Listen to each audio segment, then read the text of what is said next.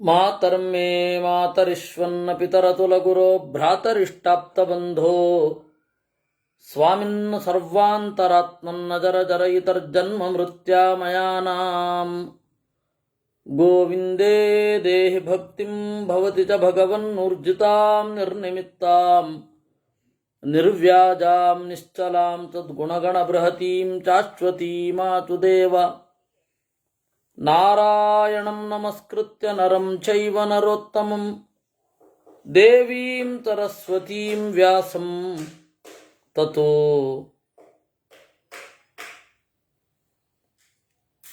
ಜಯಮುದೀರಯೇ ವಿಜಾನತಾಂ ಅವಿತ್ತಸ್ಯ ಮಧ್ವಸ್ಯ ಜಗತಿ ಗುರೋಃ ಪೂರ್ವಾಚಾರ್ಯಮಹಿಷ್ಠಾನಾಂ ಇಯಂ ಪ್ರಣತಿಮಾಲಿಕಾ ಪೂರ್ಣಜ್ಞಾನಾಯ ವಿದ್ಮಹೇ ಪೂರ್ಣಾನಂದಾಯ ಧೀಮಹಿ ತನ್ನೋ ವ್ಯಾಸ ಪ್ರಚೋದಯಾತ್. ಯಥಾ ಚ ಕಶ್ಚಿತ್ ಸ್ವಕೃತೈರ್ಮನುಷ್ಯಃ ಶುಭಾಶುಭಂ ಪ್ರಾಪ್ನುತೆ ಚ ವಿರೋಧಾತ್ ಏವಂ ಶರೀರೇಷು ಶುಭಾಶುಭೇಷು ಸ್ವಕರ್ಮಭಿರ್ಜ್ಞಾನಮಿದಂ ನಿಬದ್ಧಂ. ಯಥಾ ಪ್ರದೀಪ ಪರತ ಪ್ರದೀಪ್ತಃ ಪ್ರಕಾಶಮರ್ಥಶ್ಚ ಕರೋತಿ ವಿದ್ವನ್ ತಥೈವ ಪಂಚೇಂದ್ರಿಯ ದೀಪವೃಕ್ಷಾಃ ಜ್ಞಾನಪ್ರದೀಪ್ತಾಃ ಪರವಂತ ಏವ. ಜ್ಞಾನದ ಬಗ್ಗೆ, ಜ್ಞಾನದ ಮಹತ್ವದ ಬಗ್ಗೆ ನಿರೂಪಣೆ ಮಾಡ್ತಾ ಇದ್ರು. ನಮ್ಮ ಅರಿವು ಒಂದು ವಿಸ್ಮಯ. ದೇವರು ಯಾವ ರೀತಿ ವ್ಯಾಪಾರ ಮಾಡ್ತಾನೆ ಅಂತ ಅನ್ನೋದೇ ಬಹಳ ಅಚ್ಚರಿ. ಅದನ್ನು ಕನ್ನಡಿಯಲ್ಲಿ ಹಿಡಿದಿದ್ದು ಒಬ್ಬರೇ, ಕನಕದಾಸರು. ನೀ ಮಾಯೆಯೊಳಗೋ ನಿನ್ನೊಳು ಮಾಯೆಯೋ ಅಂತ. ಆ ಜ್ಞಾನದ ವ್ಯಾಪಾರವೇ ವಿಚಿತ್ರ. ಅದರ ಬಗ್ಗೆ ನಿರೂಪಣೆ ಮಾಡ್ತಾ ಪಂಚೇಂದ್ರಿಯಗಳು ಯಾವ ರೀತಿ ಗ್ರಹಿಸ್ತವೆ, ಯಾವ ರೀತಿ ಗ್ರಹಿಸಬೇಕಾಗಿತ್ತು, ಯಾವ ರೀತಿ ಗ್ರಹಿಸುತ್ತೆ ಅಂತ ಅಂದುಕೊಂಡ್ರೆ ನಮಗೆ ಸಿಗುವ ದೇವರ ಚಿಂತನೆಗಳೇನು, ಇದೆಲ್ಲವನ್ನೂ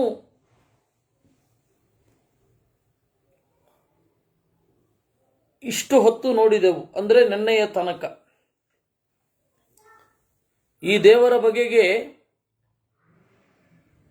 ತಿಳ್ಕೊಳ್ಬೇಕಾದ್ರೆ ಇಂದ್ರಿಯಗಳ ಬಗ್ಗೆ ತಿಳ್ಕೊಳ್ಬೇಕು. ಇಂದ್ರಿಯಗಳನ್ನು ತಿಳಿಯೋದು ಅಂತ ಹೇಳಿದ್ರೆ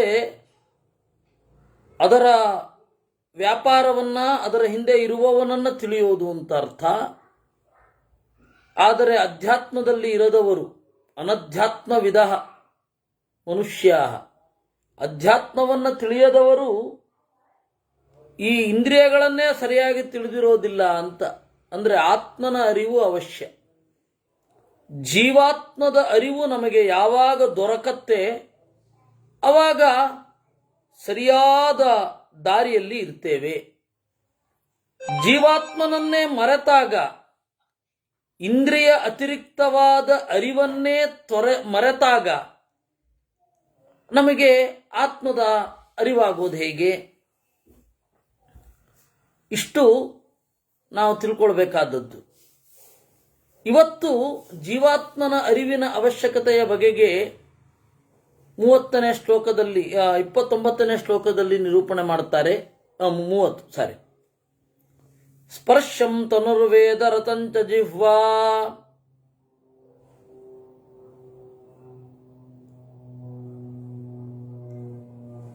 ಯಥಾ ಪ್ರದೀಪ ಪರತ ಪ್ರದೀಪ್ತಃ ಪ್ರಕಾಶಮರ್ಥಶ್ಚ ಕರೋತಿ ವಿದ್ವನ್ ತಥೈವ ಪಂಚೇಂದ್ರಿಯ ದೀಪವೃಕ್ಷಾಃ ಜ್ಞಾನಪ್ರದೀಪ್ತಾಃ ಪರವಂತ ಏವ.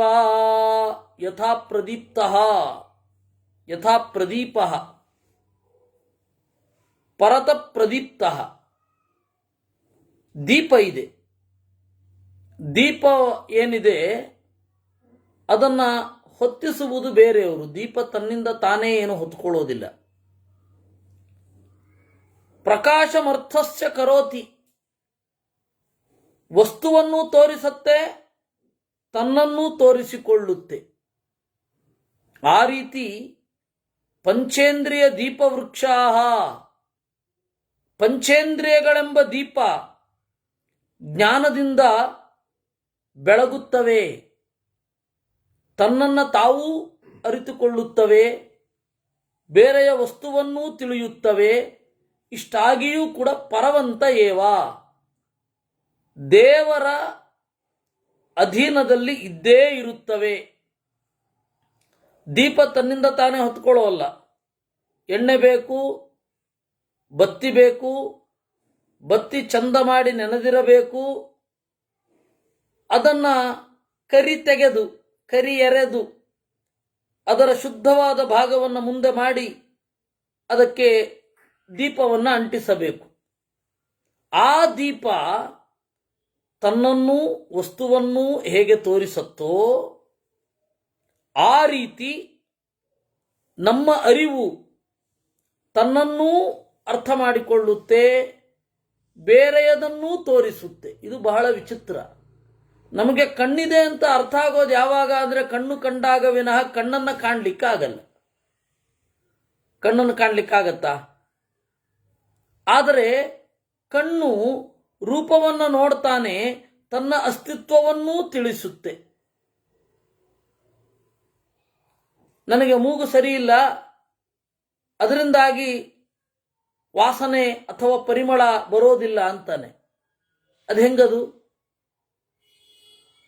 ಇಂದ್ರಿಯ ಮತ್ತೆ ಇಂದ್ರಿಯದ ಹಿನ್ನೆಲೆಯಲ್ಲಿರುವ ಆತ್ಮನ ಅರಿವು ಆತ್ಮನಿಗಿರುತ್ತೆ, ಅವನು ಬೇರೆಯದನ್ನು ತಿಳಿಸ್ತಾನೆ.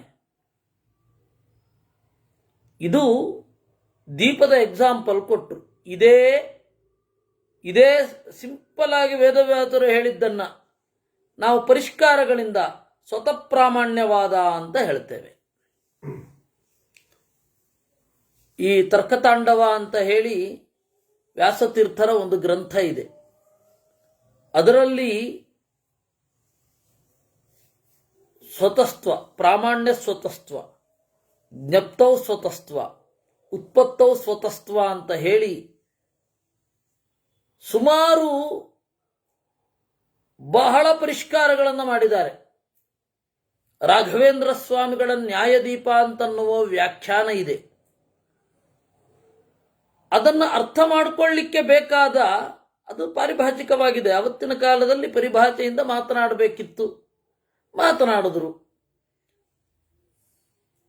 ಮಧ್ವಾಚಾರ್ಯರ ಸೇವೆಯನ್ನ ವ್ಯಾಸತೀರ್ಥರು ಮಾಡಿದ್ದು ಹಾಗೆ. ಅವತ್ತಿನ ಕಾಲದ ಪರಿಭಾಷೆಯಲ್ಲಿ ರೂಪಿಸಿ ಅಲ್ಲಿಗೆ ಬಂದ ಅಕಾಡೆಮಿಕ್ ಆದ ಪ್ರಶ್ನೆಗಳನ್ನು ಉತ್ತರ ಕೊಟ್ಟರು, ಅಷ್ಟೇ, ಇನ್ನೇನಿಲ್ಲ. ಅದನ್ನ ನಾವು ತಿಳ್ಕೊಳ್ಬೇಕಾದ್ರೆ ನೋಡಿ, ವೇದವ್ಯಾಸರು ಹೀಗೂ ಹೇಳಿದ್ದಾರೆ. ದೀಪ ಇದೆ, ಆ ದೀಪ ಅನ್ನೋ ತನ್ನನ್ನು ಬೇರೆಯ ವಸ್ತುವನ್ನು ಒಟ್ಟಿಗೆ ತೋರಿಸುತ್ತೆ. ದೀಪ ತೋರಿತು, ವಸ್ತು ತೋರಿತು, ದೀಪವನ್ನು ಹುಡುಕಲಿಕ್ಕೆ ಇನ್ನೊಂದು ದೀಪ ಹುಡುಕಲ್ಲ. ಆ ರೀತಿ ಆತ್ಮಸ್ವರೂಪ ಅಂತನ್ನೋದು ವಸ್ತುವಿನ ಜ್ಞಾನವನ್ನ ಹೊಂದತ್ತೆ, ತನ್ನನ್ನು ತಾನು ತಿಳ್ಕೊಂಡಿರುತ್ತೆ. ಇದೇ ಸ್ವತಃ ಪ್ರಾಮಾಣ್ಯ. ಆದರೆ ಈ ದೀಪವನ್ನು ಬೇರೆಯವರು ಹೊತ್ತಿಸುವ ಹಾಗೆ, ಈ ದೀಪವನ್ನು ಬೇರೆಯವರು ಹಚ್ಚುವ ಹಾಗೆ, ಇಲ್ಲಿಯೂ ದೇವರು ಅನ್ನುವವ ಇವನನ್ನ ಅರ್ಥ ಮಾಡಿಕೊಳ್ಳಲಿಕ್ಕೆ ಇವನಿಗೊಂದು ಶಕ್ತಿ ಕೊಡ್ತಾನೆ. ಎಷ್ಟು ಸರಳವಾದ ಎಕ್ಸಾಂಪಲ್. ಯಥಾಚರಾಜ್ಞೋ ಬಹವೋ ಹ್ಯಮಾತ್ಯಾ ಪೃಥಕ್ ಪ್ರಮಾಣಂ ಪ್ರವದಂತಿ ಯುಕ್ತಾ ತದ್ವಚ್ಚರೀರೇಷು ಭವಂತಿ ಪಂಚ ಜ್ಞಾನೈಕ ದೇಶಾ ಪರಮಸ್ಸಯೇಭ್ಯ. ಇನ್ನು ಈ ಇಂದ್ರಿಯಗಳಿಗೂ ಆತ್ಮನಿಗೂ ಇರುವ ಸಂಬಂಧ, ಅದನ್ನು ಒಂದು ಸೊಗಸಾದ ಎಕ್ಸಾಂಪಲ್ನಿಂದ ವೇದವ್ಯಾಸರು ಕೊಡ್ತಾರೆ. ಇನ್ನು ಇಡೀ ಅದರಲ್ಲಿ ದೃಷ್ಟಾಂತವೇ ಇರೋದು. ಇಡೀ ಅಧ್ಯಾಯದಲ್ಲಿ ದೃಷ್ಟಾಂತ ಇರೋದು. ಯಾಕೋ ವ್ಯಾಸರು ಈಗ ದೃಷ್ಟಾಂತ ತೀರ್ಥರಾಗಿದ್ದಾರೆ. ದೃಷ್ಟಾಂತಗಳನ್ನು ಕೊಡ್ತಾ ಒಂದು ವಸ್ತುವನ್ನು ಕನ್ವೆ ಮಾಡ್ತಾರೆ. ಯತ್ ತದ್ವತ್ ಶರೀರೇಚು ಭವಂತಿ ಪಂಚ. ನೋಡಿ, ಇಂದ್ರಿಯಗಳಿವೆ, ಆತ್ಮ ಇದ್ದಾನೆ. ಇಂದ್ರಿಯಗಳಿಗೂ ಮತ್ತೆ ಆತ್ಮನಿಗೂ ಇರುವ ಸಂಬಂಧವನ್ನ, ಸಂಪರ್ಕವನ್ನ ಯಾವ ರೀತಿ ತಿಳ್ಕೊಳ್ಬಹುದು? ನೋಡಿ, ವೇದವ್ಯಾಸರು ಹೇಳ್ತಾರೆ, ಯಥಾಚ ರಾಜ್ಞೋ ಬಹವೋ ಹಿ ಅಮಾತ್ಯಾಹ. ಒಬ್ಬ ರಾಜ, ಬಹಳ ಜನ ಮಂತ್ರಿಗಳು. ಬೇರೆ ಬೇರೆ ವಿಚಾರದಲ್ಲಿ ಅವರು ನಿಯುಕ್ತರಾಗಿರ್ತಾರೆ, ಬೇರೆ ಬೇರೆ ಕೆಲಸವನ್ನ ಮಾಡ್ತಾರೆ, ಬೇರೆ ಬೇರೆ ಡಿಪಾರ್ಟ್ಮೆಂಟ್. ಒಬ್ಬನೇ ರಾಜನಿಗೆ ರಿಪೋರ್ಟ್ ಮಾಡ್ತಾರೆ. ರಿಪೋರ್ಟ್ ಮಾಡೋದು ಯಾರಿಗೆ? ಒಬ್ಬನೇ ರಾಜನಿಗೆ. ಇವರೆಲ್ಲರ ರಿಪೋರ್ಟ್ ಅನ್ನು ತೆಗೆದುಕೊಂಡು ಇವರೆಲ್ಲರನ್ನ ಆರ್ಡರ್ ಮಾಡಿ ಯಾವ ರೀತಿ ಇರಬೇಕು ಅಂತ ಹೇಳೋದೇ ಅವನು. ಹೀಗಾಗಿ ಬಹವೋ ಹಿ ಅಮಾತ್ಯಾಹ, ಬಹಳ ಜನ ಮಂತ್ರಿಗಳು ಒಬ್ಬ ರಾಜನಿಗೆ ಹೇಗೆ ನಡೆದುಕೊಳ್ಳುತ್ತಾರೋ ಬೇರೆ ಬೇರೆ ವಿಚಾರಗಳಲ್ಲಿ. ಒಬ್ಬ ಕುಪ್ಯಾಧ್ಯಕ್ಷ ಅಂತಿರ್ತಾನೆ, ಪಣ್ಯಾಧ್ಯಕ್ಷ ಅಂತಿರ್ತಾನೆ, ಒಬ್ಬ ನಗರಾಧ್ಯಕ್ಷ ಅಂತಿರ್ತಾನೆ. ಹಾಗೆ ಹಿಂದೆ ಆ ತರಹ ಇದ್ರು. ಈಗ ಬೇರೆ ಬೇರೆ ಡಿಪಾರ್ಟ್ಮೆಂಟಿನವರು, ರೆವೆನ್ಯೂ ಮಿನಿಸ್ಟರ್ ಇರ್ತಾನೆ, ಹೋಮ್ ಮಿನಿಸ್ಟರ್ ಇರ್ತಾನೆ, ಈ ತರಹ ಅವರೆಲ್ಲರೂ ಒಬ್ಬ ರಾಜನಿಗೆ ಹೇಳ್ತಾರೆ. ಆ ರೀತಿ ಈ ಎಲ್ಲ ಇಂದ್ರಿಯಗಳು ಒಂದೊಂದು ಸಂಗತಿಗಳನ್ನ ಆತ್ಮನಿಗೆ ತಿಳಿಸುತ್ತವೆ. ಈ ಒಬ್ಬ ಮಿನಿಸ್ಟರ್ ಇನ್ನೊಂದಕ್ಕೆ ತಲೆ ಹಾಕಬಾರದು. ಅದೇ ರೀತಿ ಮೂಗು ಕಣ್ಣಿನ ಕೆಲಸ ಮಾಡಲ್ಲ, ಬಾಯಿ ಮೂಗಿನ ಕೆಲಸ ಮಾಡಲ್ಲ, ಕಣ್ಣು ಕಿವಿಯ ಕೆಲಸ ಮಾಡಲ್ಲ. ಆದರೆ ಅದರೆಲ್ಲದರ ಮೂಲಕ ಜ್ಞಾನವನ್ನು ಪಡೆಯುವವನು ಒಬ್ಬನೇ. ಹೇಗೆ ಬೇರೆ ಬೇರೆ ಮಂತ್ರಿಗಳ ಬೇರೆ ಬೇರೆ ಕಾರ್ಯಭಾರಗಳನ್ನು ಒಬ್ಬರೇ ಪಡಿತಾರೋ ಆ ರೀತಿ ಬಹಳ ಇಂದ್ರಿಯಗಳು ಒಬ್ಬನೇ ಆತ್ಮನಿಗೆ ನಿರೂಪಣೆ ಮಾಡಿಕೊಳ್ಳುತ್ತವೆ. ಯಥಾರ್ಚಿಶೋಜ್ಞೇ ಪವನಸ್ಯ ವೇಗಾ ಮರೀಚಯೋರ್ಕಸ್ಯ ನದೀಷು ಚಾಪಃ ಗಚ್ಚಂತಿ ಚಾಯಾಂತಿ ಚ ಸಂತತಾಸ್ತು ತದ್ವಚ್ಚರೀರಾಣಿ ಚರೀರಿಣಾಂಸ್ತು. ಇದೆಲ್ಲೋ ಕೇಳದ ಹಾಗಿದೆ ಅಂತ ನಿಮಗೆಲ್ಲ ಅನ್ಸತ್ತೆ. ಇದನ್ನು ಮಧ್ವಾಚಾರ್ಯರು ಮಹಾಭಾರತ ತಾತ್ಪರ್ಯ ನಿರ್ಣಯದಲ್ಲಿ ಬಳಸಿದ್ದಾರೆ. ಸ್ವಲ್ಪ ವ್ಯತ್ಯಾಸ ಇದೆ. ಯಥಾರ್ಚಿಶೋಜ್ಞೆ ಪವನಸ್ಯ ವೇಗ ಮರೀಚಯೋರ್ಕಸ್ಯ ನದೀಚು ಚಾಪಃ ಗಚ್ಚಂತಿ ಚಾಯಾಂತಿ ಚ ಸಂತತಾಸ್ತು ತದ್ವನ್ಮದಾದ್ಯಾಶಿವ ಪೂರ್ವಕಾಶ್ಚಯೇ ಅಂತ ಕಡೇ ಪಾದ ವ್ಯತ್ಯಾಸ. ಅದು ಬ್ರಹ್ಮದೇವರು ನಾರಾಯಣನನ್ನ ಅಂದರೆ ರಾಮನನ್ನ ಸ್ತೋತ್ರ ಮಾಡುವಾಗ ಈ ರೀತಿ ಹೇಳ್ತಾರೆ. ನಾನು ಶಿವ ಅವರೆಲ್ಲ ಎಷ್ಟು ಜನವೋ ನಿನಗೆ, ನಮಗೆ ಮಧ್ವಾಚಾರ್ಯ ಅಂತವ್ರು ಒಬ್ರೇ, ದೇವರಿಗೆ ಮಧ್ವಾಚಾರ್ಯ ಅಂತವ್ರು ಎಷ್ಟು ಜನವೋ, ನಮಗೆ ಬ್ರಹ್ಮದೇವರಂತವ್ರು ಒಬ್ರೇ ಜೀವ ಪ್ರಪಂಚಕ್ಕೆ. ನಾವು ಈ ಕಾಲದಲ್ಲಿ ಹೀಗೆ ನೋಡುವಾಗ ನಮ್ಮ ಇವರೊಬ್ಬರೇ, ಇಂಥವ್ರು ಎಷ್ಟು ಜನನೋ ದೇವರಿಗೆ. ಅನಂತ ಕಾಲಗಳಲ್ಲಿ ಅನಂತ ಕಲ್ಪಗಳಲ್ಲಿ ಇಂಥವ್ರು ಬರ್ತಾನೆ ಇರ್ತಾರೆ. ಅದಕ್ಕೆ ಒಂದು ದೃಷ್ಟಾಂತ ಕೊಡ್ತಾರೆ. ಯಥಾರ್ಚಿಶೋಜ್ಞೇ, ಅಗ್ನಿಯ ಜ್ವಾಲೆಗಳು, ಗಾಳಿಯ ವೇಗಗಳು, ಮರೀಚಯ ಅರ್ಕಸ್ಯ, ಸೂರ್ಯನ ಕಿರಣಗಳು, ನದಿಗಳಲ್ಲಿ ನೀರು, ಗಚ್ಚಂತಿ ಬರ್ತಾವೆ, ಆಯಾಂತಿ ಹೋಗ್ತವೆ, ಸಂತತಃ ನಿರಂತರವಾಗಿರ್ತಾರೆ. ಆ ರೀತಿ ಶರೀರಗಳು ಬರ್ತಾ ಇರ್ತವೆ, ಹೋಗ್ತಾ ಇರ್ತವೆ, ಬರ್ತಾ ಇರ್ತವೆ, ಹೋಗ್ತಾ ಇರ್ತವೆ. ಇದನ್ನ ಮಧ್ವಾಚಾರ್ಯರು ತದ್ವನ್ಮದಾದ್ಯಾಶಿವ ಪೂರ್ವಕಾಶ್ಚಯೇ, ಬ್ರಹ್ಮದೇವರು ಹೇಳೋದು. ನಮ್ಮಂಥವರು ಶಿವ ಮೊದಲಾದವರು ನಿನಗೆ ಬೇಕಾಷ್ಟು ಜನ ಇದ್ದಾರೆ. ಇದನ್ನ ನಾರಾಯಣ ಪಂಡಿತರು ಮಧ್ವ ವಿಜಯದಲ್ಲಿ ಅದಕ್ಕೆ ಅದನ್ನು ಶಾಸ್ತ್ರಕಾವ್ಯ ಅಂತ ಅನ್ನೋದು. ವಿಧಯೋ ವಿಹಂಗ ಪತಯೋ ಗಣಿತಾ ರಮಣೀಯುತಾಶ್ಚ ಪರಿಪೂರ್ಣ ಮುಖಾ ಅಂತ. ವಿಧಯ ವಿಹಂಗಪತಯ ಅಗಣಿತಾ. ಗರುಡದೇವರು ಬ್ರಹ್ಮದೇವರು ಅನ್ನೋರು ಅನಂತ ಓಡಾಡ್ತಾ ಇರ್ತಾರೆ ಮುಕ್ತಿಯಲ್ಲಿ ಅಂತ.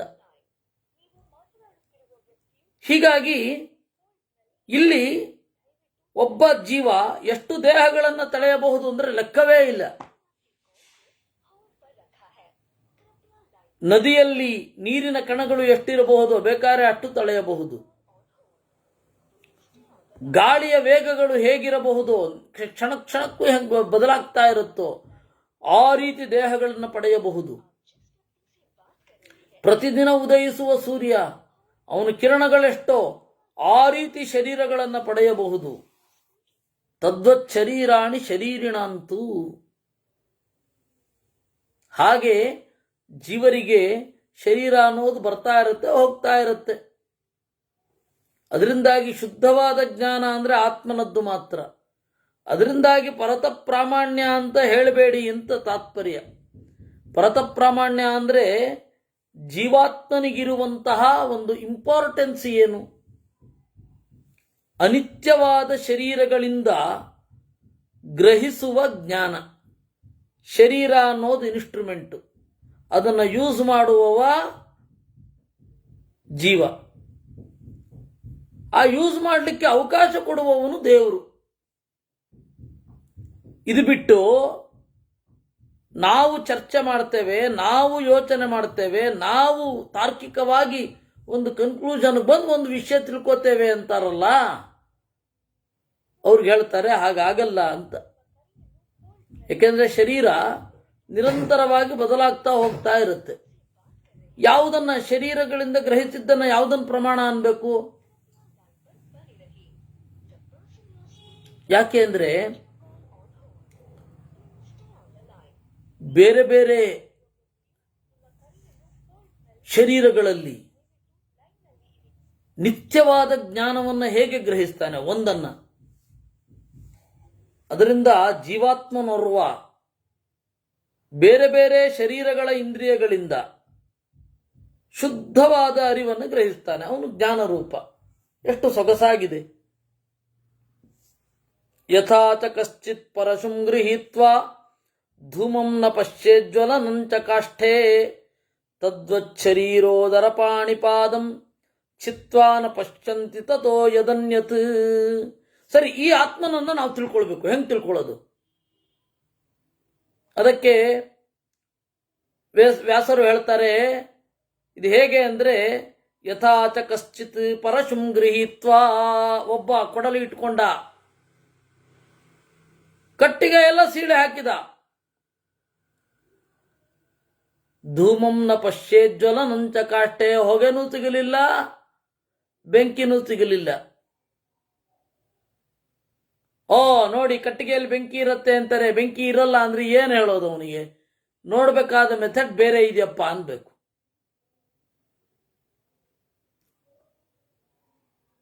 ದೇಹಾತಿರಿಕ್ತ ಆತ್ಮ ಇದ್ದಾನೋ ಇಲ್ವೋ ಅಂತ ಹೇಳಿ ದೇಹವನ್ನು ಸೀಳಿ ನೋಡಿದ್ರೆ ಸಿಗ್ತಾನೆಯೇ ಅಂತಾರೆ. ತದ್ವಚ್ಚರೀರೋದರ ಪಾಣಿಪಾದಂ ಚಿತ್ವಾನ ಪಶ್ಯಂತಿ ತತೋ ಯದನ್ಯತ್. ಶರೀರ, ಹೊಟ್ಟೆ, ಕಾಲು, ಕೈ, ಕರುಳು ಎಲ್ಲ ಸೀಳಿದ್ರೆ ದೇವರು ಇದು ಆತ್ಮ ಸಿಗ್ತಾನೆಯೇ? ನೀವು ಕಟ್ಟಿಗೆಯನ್ನು ನೋಡಿ, ಹೆಂಗ್ ಬೇಕಾದ್ರೂ ತುಂಡು ಮಾಡಿ, ಉದ್ದುದ್ದ ತುಂಡು ಮಾಡಿ, ಅಡ್ಡಡ್ಡ ತುಂಡು ಮಾಡಿ, ಏನ್ ಬೇಕಾದ್ರೂ ತುಂಡು ಮಾಡಿದ್ರು ಒಳಗಡೆ ಬೆಂಕಿ ಸಿಗಲ್ಲ. ಆದರೆ ಬೆಂಕಿ ಹೊತ್ತಿಸಿದ್ರೆ ಹೊತ್ಕೊಳ್ಳುತ್ತೆ. ಕಟ್ಟಿಗೆಯಲ್ಲಿ ಬೆಂಕಿ ಹುಡುಕಲಿಕ್ಕೆ ಹೇಗೆ ಆಗೋದಿಲ್ವೋ ಆ ರೀತಿ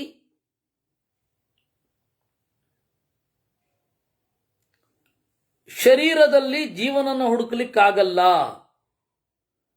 ಕಟ್ಟಿಗೆಯಲ್ಲಿ ಬೆಂಕಿ ಇರೋದು, ಅದನ್ನು ಗ್ರಹಿಸಲಿಕ್ಕೆ ಬೇರೆ ತರಹದ ಅನುಭವ ಬೇಕು. ಆ ರೀತಿ ದೇಹಾತಿರಿಕ್ತ ಆತ್ಮನನ್ನ ಗ್ರಹಿಸಲಿಕ್ಕೆ ಬೇರೆಯೇ ತರಹದ ಮಾಧ್ಯಮ ಬೇಕು. ಎಷ್ಟು ಸೊಗಸಾದ ಉದಾಹರಣೆ. ವ್ಯಾಸಜ್ಜ ಆಗ್ತಾರೆ ಹೀಗೆ. ತಾನ್ಯೇವ ಕಾಷ್ಠಾನಿ ಯಥಾ ವಿಮತ್ಯ ಧೂಮಂ ಚ ಪಶ್ಚೇಜ್ಜಲನಂಚ ಕಾಷ್ಠೆ ತದ್ವತ್ಸು ಬುದ್ಧಿಂ ಸಮಮಿಂದ್ರಿಯಾರ್ಥೈ ಬುಧ ಪರಂ ಪಶ್ಯತಿ ತಂ ಸ್ವಭಾವಂ. ಅದೇ ಅದನ್ನು ಚೆನ್ನಾಗಿ ಸೀಳಿ ಮಥನ ಮಾಡಿದರೆ ಹೊಗೆನೂ ನೋಡ್ಬೋದು, ಬೆಂಕಿನೂ ನೋಡಬಹುದು.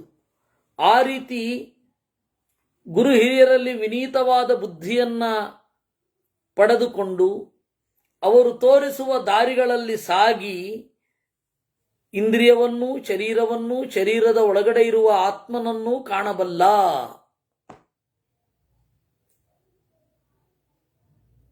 ಹೀಗಾಗಿ ಆ ಮೆಥಡ್ ಬೇರೆ. ನಾವು ಇವತ್ತು ಕಣ್ಣಿನಿಂದ ಹೇಗೆ ವಾಸನೆಯನ್ನ ಗ್ರಹಿಸ್ಲಿಕ್ಕಾಗಲ್ವೋ ಅದೇ ರೀತಿ ಆತ್ಮನನ್ನು ಗ್ರಹಿಸ್ಲಿಕ್ಕಾಗಲ್ಲ. ನೀವು ಒಂದು ಅಣುವನ್ನು ನೋಡಬೇಕು ಅಂತಂದ್ರೆ ಮೈಕ್ರೋಸ್ಕೋಪ್ ಇಲ್ಲದೆ ಆಗಲ್ಲ ಅಂತೀರ. ಅತ್ಯಂತ ಸೂಕ್ಷ್ಮಾಣು ಜೀವಿಗಳನ್ನು ನೋಡಬೇಕು ಅಂದ್ರೆ ಮೈಕ್ರೋಸ್ಕೋಪ್ ಇಲ್ಲದೆ ಆಗಲ್ಲ ಅಂತೀರ. ಆ ರೀತಿ ದೇವರನ್ನು ನೋಡ್ಲಿಕ್ಕೆ ಹೋಗುವಾಗ ಆ ಮೈಕ್ರೋಸ್ಕೋಪ್ ಬೇಡ ಅಂದ್ರೆ ಎಂಥದ್ದು?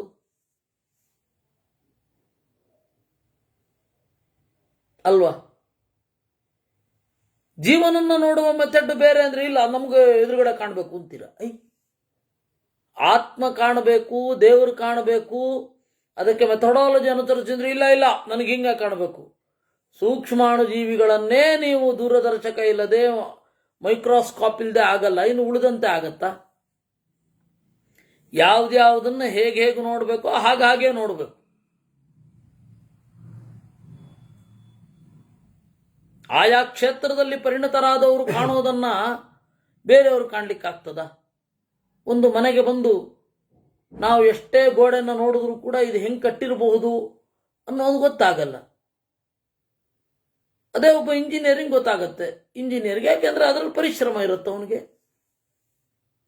ಹಾಗೆ ಎಲ್ಲವೂ ಕೂಡ ಆಯಾ ಕ್ಷೇತ್ರದಲ್ಲಿ ಪರಿಣತರಾದವರು ಬಂದು ಒಂದು ತೀರ್ಪು ಕೊಡ್ತಾರೆ, ಇದು ಹೀಗೆ ಅಂತ. ಅವ್ರಿಗೆ ಗೊತ್ತಾಗತ್ತೆ, ನಮ್ಗೆ ಗೊತ್ತಾಗಲ್ಲ. ಯಾಕೆಂದ್ರೆ ಏನು ಹೇಳೋದು? ಯಥಾತ್ಮನೋಂಗಂ ಪತಿತಂ ಪೃಥಿವ್ಯಾಂ ಸ್ವಪ್ನಾಂತರೇ ಪಶ್ಯತಿ ಚಾತ್ಮನೋನ್ಯತ್ ಶ್ರೋತ್ರಾದಿಯುಕ್ತ ಸುಮನಾಸ್ಸು ಬುದ್ಧಿ ಲಿಂಗಾತ್ ತಥಾ ಗಚ್ಚತಿ ಲಿಂಗಮನ್ಯತ್. ಯಥಾತ್ಮನೋಂಗಂ ಪತಿತಂ ಪೃಥಿವ್ಯಾಂ, ಕನಸಿನಲ್ಲಿ ತನ್ನ ತಲೆ ಕತ್ತರಿಸಿ ಬಿದ್ದ ಹಾಗೆ ಕಾಣ್ತಾನೆ. ಎದ್ದು ನೋಡಿದ್ರೆ ಅವನ ತಲೆ ಅವನ ಮೇಲೆ ಇರುತ್ತೆ, ಅವನ ಕೈ ಅವನ ಮೇಲೇನೆ ಇರುತ್ತೆ. ಅಂದ್ರೆ ಕನಸಿನಲ್ಲಿ ಕಂಡ ದೇಹ ಬೇರೆ, ಅಲ್ಲಿ ಅಭಿಮಾನ ಇದೆ ಅವನಿಗೆ. ಅದರಿಂದಾಗ ಅಯ್ಯೋ ನನ್ನನ್ನು ಕತ್ತರಿಸಿದ್ರು ಅಂತ ಅನ್ಕೊಳ್ಳೋದು. ಅಭಿಮಾನ ಇಲ್ಲ ಅಂತ ಹೇಳಲಿಲ್ಲ, ಅಭಿಮಾನ ಇದೆ. ಅಯ್ಯೋ ಕತ್ತರಿಸಿದ್ರು ಅಂತ ದುಃಖ ಆಗತ್ತೆ ಅಲ್ವೇ? ಹಾಗೆಯೇ ಜಾಗ್ರದವಸ್ಥೆಯಲ್ಲಿಯೂ ಕೂಡ ಶರೀರ ಕಳಚತ್ತೆ, ಆತ್ಮ ಉಳಿತಾನೆ. ತನ್ಮೂಲಕ ಸ್ವಪ್ನ ಸತ್ಯ ವೇದವ್ಯಾಸ ದೇವರ ಮತ. ಹಾಗಾದ್ರೆ ಆ ಕನಸಿಗೆ ಉಪಾದಾನ ಕಾರಣ, ಮೆಟೀರಿಯಲ್ ಕಾಸ್ ಯಾವುದು ಅಂದ್ರೆ ನಮ್ಮ ಭಾವನೆ, ನಿಮ್ಮ ಇಂಪ್ರೆಷನ್ಸ್, ಸಂಸ್ಕಾರ ಅಂತ ಕರೀತಾರೆ ಅದನ್ನ.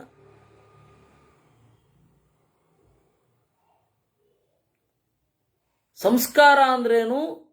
ನಾವು ಕಂಡದ್ದು ಕೇಳಿದ್ದು ಎಲ್ಲ ರೆಕಾರ್ಡ್ ಆಗಿರುತ್ತಲ್ಲ, ಅದು ಒಂದು ವಸ್ತುವನ್ನು ಸೃಷ್ಟಿ ಮಾಡಿ ಒಳಗಡೆ ತೋರಿಸುತ್ತೆ. ಅದು ಸತ್ಯ. ಹಾಗೆ ಉತ್ಪತ್ತಿ ವೃದ್ಧಿ ಕ್ಷಯ ಸನ್ನಿಪಾತೈ ನ ಯುಜ್ಯತೆ ಸೌ ಪರಮಶರೀರಿ ಅನೇನ ಲಿಂಗೇನ ತು ಲಿಂಗಮನ್ಯತ್ ಗಚ್ಚತ್ಯ ದೃಷ್ಟ ಪ್ರತಿಸಂಧಿಯೋಗಾತ್.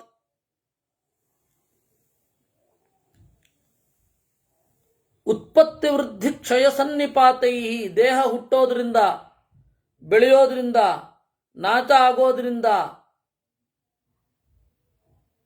ಜೀವನೂ ಬೆಳೆದಂತಾಗುವುದಿಲ್ಲ, ಜೀವ ಹುಟ್ಟಿದಂತಾಗಲಿಲ್ಲ, ಜೀವ ನಾಶ ಹೊಂದಿದಂತೆ ಆಗಲಿಲ್ಲ.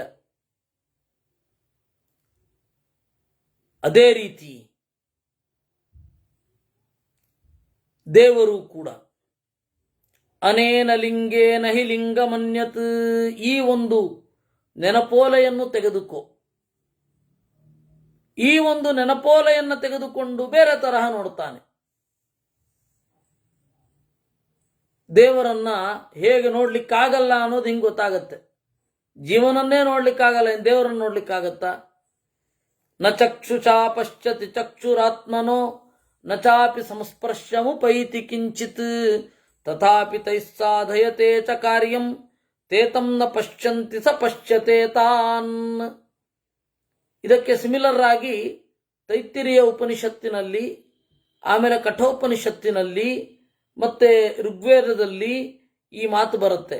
ನ ಸಂದೃಚೇ ತಿಷ್ಠತಿ ರೂಪಮಸ್ಯ ನ ಚಕ್ಷುಷಾ ಪಶ್ಯತಿ ಕಶ್ಚನೈನಂ ಹೃದಾಮನೀಚಾಮನತಾಭಿಕ್ಲುಪ್ತೋಯ ಏನಂ ವಿದುರಮೃತಾಸ್ತೆ ಭವಂತಿ ಅಂತ ತೈತ್ತಿರಿಯ ಉಪನಿಷತ್ತು. ಇದೇ ರೀತಿ ಸ್ವರವಿಲ್ಲದೆ ಬ್ರಾಹ್ಮಣಾತ್ಮಕವಾಗಿ ಕಠೋಪನಿಷತ್ತಿನಲ್ಲಿ ಇದೆ. ನ ಚಕ್ಷುಷಾ ಪಶ್ಯತಿ ಅಂದ್ರು. ಚಕ್ಷುಷಾ ಕಣ್ಣಿನಿಂದ, ಕಣ್ಣು ತನ್ನನ್ನ ನೋಡಿಕೊಳ್ಳುವುದಿಲ್ಲ. ಆತ್ಮನಃ ಚಕ್ಷುಃ ಚಕ್ಷುಷಾ ನ ಪಶ್ಯತಿ ನ ಚಾಪಿ ಸಂಸ್ಪರ್ಶಮುಪೈತಿ ಕಿಂಚಿತ್, ಯಾವುದನ್ನು ಮುಟ್ಟಲಾಗುವುದಿಲ್ಲ. ತಥಾಪಿ ತೈಃ ಸಾಧಯತೆ ಚ ಕಾರ್ಯಂ, ಇಷ್ಟಿದ್ರೂ ಆತ್ಮನಾದವ ಆಯಾ ಇಂದ್ರಿಯಗಳಿಂದ ಆಯಾ ಕೆಲಸವನ್ನು ಮಾಡ್ತಾನೆ. ಯಾರಿಗೂ ಅಂತೇ ಇಲ್ಲ, ಕಣ್ಣು ತನ್ನನ್ನೇ ಕಂಡುಕೊಳ್ಳೋದಿಲ್ಲ, ಬೇರೆಯದ್ದನ್ನ ಕಾಣಿಸತ್ತಾ? ಅದರಿಂದಾಗಿ ಕಣ್ಣಿಗೆ ಕಾಣೋದೆಲ್ಲ ಅಪ್ರಮಾಣ ಅಂತ ಅನ್ನೋದೇ ಇಲ್ಲ. ನಾವೀಗ ಹೊಸ ತರ್ಕ ಕೊಡ್ಬೇಕಷ್ಟೇ ಜನರಿಗೆ. ನೋಡಿ, ಜಗತ್ತು ಭ್ರಮೆ ಅನ್ಲಿಕ್ಕೆ ಹೊಸ ತರ್ಕ. ಯಾಕೆಂದ್ರೆ ಕಣ್ಣು ಕಾಣಿಸುವ ತನ್ನನ್ನೇ ಕಂಡುಕೊಳ್ಳದ ಮೇಲೆ ಅದು ಕಾಣಿಸುವ ಬೇರೆಯದ್ದನ್ನು ನಾವು ಕಾಣಬೇಕೇ ಅಂತ ಒಂದು ಹೊಸ ತರ್ಕ ಕೊಡಬೇಕು. ಇಲ್ಯೂಷನಿಸ್ಟ್ ಅಂತ ಏನಿದ್ದಾರೆ, ಜಗತ್ತು ಎಲ್ಲ ಭ್ರಮೆ ಅಂತ ಹೇಳುವವರಿಗೆ ಈ ತರ್ಕ ಕೊಡಬೇಕು. ನಾವೇ ಕೊಟ್ಟ ಹಾಗಾಗತ್ತೆ ಅಷ್ಟೆ. ಆದರೆ ಈ ಕಣ್ಣಿನಿಂದ ಅವನು ಕಾಣುತ್ತಾನೆ ತಾನೆ. ನೋಡಿ, ವೇದವ್ಯಾಸರು ಇವತ್ತಾಕೋ ದೃಷ್ಟಾಂತ ತೀರ್ಥರು, ಎಲ್ಲ ದೃಷ್ಟಾಂತಗಳಿಂದ ಉಪಪಾದನೆ ಮಾಡ್ತಾರೆ. ನಚಾಪಿ ಸಂಸ್ಪರ್ಶಮುಪೈತಿ ಕಿಂಚಿತ್, ಕಣ್ಣು ವಸ್ತುವನ್ನು ದೂರದಿಂದ ನೋಡುತ್ತೆ, ಮುಟ್ಟಲ್ಲ. ಆದ್ರೆ ಅದು ಗ್ರಹಿಸೋದು ಉಷ್ಣವೋ ಶೀತವೋ ಹೆಂಗ್ ಗೊತ್ತಾಗತ್ತೆ?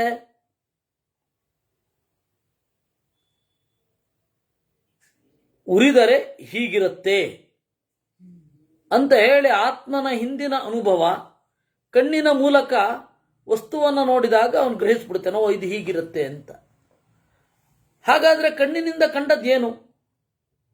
ಕೆಲವೊಮ್ಮೆ ಅದು ಬಿಸಿ ಇರುತ್ತೆ ಅಂತ ಗೊತ್ತಾಗಲ್ಲ, ಮನಸ್ಸು ಏನೋ ಧ್ಯಾನ ಮಾಡ್ತಾ ಮುಟ್ಟುಬಿಡ್ತಾನೆ, ಹಾಗೆಲ್ಲ ಆಗತ್ತೆ. ಅದೆಲ್ಲ ನೋಡಿ, ಇದು ದೈನಂದಿನ ಅನುಭವ. ಇದರಿಂದ ನೀವು ದೇಹಾತಿರಿಕ್ತನಾದ ಆತ್ಮನನ್ನು ಒಪ್ಪಬಹುದು ಅಂತ. ವಿದೇಶಿಯರು ದೇವರನ್ನ ಉತ್ಕಟವಾಗಿ ಒಪ್ಪುವವರಿದ್ದಾರೆ. ನಾನು ಯಾವಾಗಲೂ ಹೇಳ್ತಾ ಇರ್ತೇನೆ, ಲೈಬ್ನಿಟ್ ಅಂತ, ಆಮೇಲೆ ಹೀಗೆ ಬೇರೆ ಬೇರೆಯವರು, ಪ್ಯಾಲೆ ಅಂತ, ಅವರೆಲ್ಲ ದೇವರನ್ನು ಒಪ್ತಾರೆ. ಆದರೆ ದೇವರನ್ನು ಒಪ್ಪಲಿಕ್ಕೆ ದೇಹಾತಿರಿಕ್ತವಾದ ಜೀವನನ್ನು ಒಪ್ಪಬೇಕು ಅಂತ ಅವ್ರಿಗನ್ಸಿಲ್ಲ. ಯಾಕೆ ಅಂದ್ರೆ ಅವರಿಗೆ ಗೀತೆಯೋ ಉಪನಿಷತ್ತೋ ಅವರ ಬೆನ್ನಲ್ಲಿ ಇಲ್ಲ. ತಥಾಪಿ ತೈಃ ಸಾಧಯತೆ ಚ ಕಾರ್ಯಂ ತೇತಂ ನ ಪಶ್ಯಂತಿ ಸ ಪಶ್ಯತೆ ತಾನ್. ಆದ್ರೆ ಅವುಗಳು ಇವನು ನೋಡಲ್ಲ. ಬೆಂಕಿ ಇವನನ್ನು ನೋಡಲ್ಲ, ಆದ್ರೆ ಇವನು ಬೆಂಕಿಯನ್ನು ನೋಡ್ತಾನೆ. ಯಥಾ ತಮೀಪೆ ಜ್ವಲತೋನಲಸ್ಯ ಸಂತಾಪಜಂ ರೂಪಮುಪೈತಿ ಕಿಂಚಿತ್ ನ ಚಾಂತರಾ ರೂಪಗುಣಂ ಬಿಭರ್ತಿ ತಥೈವ ತದೃಶ್ಯತೆ ರೂಪಮಸ್ಯ. ಚೆನ್ನಾಗಿ ಉರಿತಾ ಇದ್ರೆ ಆ ಉರಿಗೆ ಸಿಕ್ಕ ವಸ್ತು ಬದಲಾಗುವುದು ಕಾಣುತ್ತೆ. ಕಣ್ಣಿನಿಂದ ಅದನ್ನು ನೋಡಿ ಓ ಈ ರೀತಿ ಬದಲಾಗಿದೆ ಅಂತಾನೆ. ಕಾಯಿ ಹಣ್ಣಾಗುವಾಗ ಅಲ್ಲಿ ಒಳಗಡೆ ಇರುವ ಬೆಂಕಿಯೇ ಕಾರಣ, ದೂರದಿಂದ ಓ ಹಣ್ಣಾಗಿದೆ, ಯಾಕೆ ಅಂದರೆ ಬಣ್ಣ ಬದಲಾಗಿದೆ ಅಂತಾನೆ. ಕಣ್ಣಿನಿಂದ ಕಂಡದ್ದು, ಆದರೆ ಕಣ್ಣಿನಿಂದ ಹಣ್ಣನ್ನು ಕಾಣಲಾಗಲಿಲ್ಲ, ಅದನ್ನು ಅನುಮಾನ ಮಾಡಿದ್ದು, ಹೀಗಾಗಿ ಅದು ಹಣ್ಣು ಪ್ರತ್ಯಕ್ಷ ಅಲ್ಲ ಅಂದರೆ ಏನು ಹೇಳೋದು? ಹಣ್ಣು ಕಣ್ಣಿಗೆ ಕಂಡಿಲ್ಲ, ಮತ್ತೆ ಹಣ್ಣು ಕಂಡಿತೋ? ಹಣ್ಣು ಕಾಣಲಿಲ್ಲ, ಹಣ್ಣಿನ ಬಣ್ಣ ಕಂಡಿತು, ಅದನ್ನ ನೋಡಿ ನೀನು ಹಣ್ಣು ಅಂತ ಹೇಳ್ತಾ ಇದ್ದೀ. ಅದರಿಂದಾಗಿ ಅಲ್ಲಿ ಪ್ರತ್ಯಕ್ಷ ಪ್ರಬಲ ಅಲ್ಲ ಅಂದ್ರೆ ಏನು ಹೇಳೋದು? ಈ ತರ್ಕವನ್ನ ಒಬ್ಬ ಮಾಡಿಬಿಟ್ಟಿದ್ದಾನೆ, ಮಿಲಿಂದ ಅಂತ ಅವನ ಹೆಸರು. ಸೋಯಂ ಬೌದ್ಧ, ಮಿಲಿಂದ ಪನ್ನ ಅಂತ ಹೇಳಿ ಅವನ ಒಂದು ಪ್ರಶ್ನೆಗಳ ಸಂಕಲನ, ಮಿಲಿಂದ ಪ್ರಶ್ನೆಗಳು ಅಂತ.